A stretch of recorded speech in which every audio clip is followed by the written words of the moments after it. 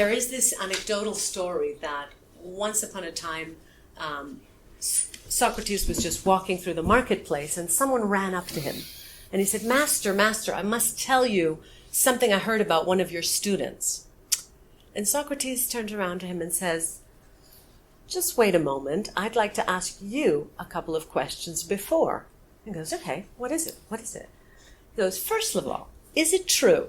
Are you sure that what you're about to tell me is true about this student?" Well, the guy thinks about it and says, "Well, I'm not so sure. No, not really."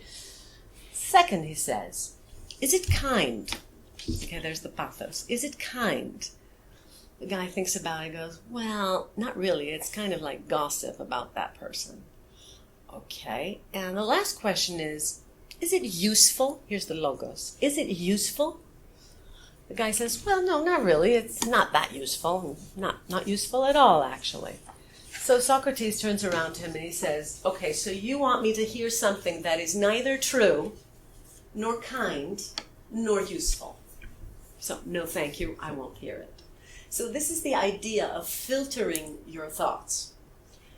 And now this was the story about someone coming and telling you something, but the most difficult person that's talking to you all the time, who is that person who's talking to you all the time?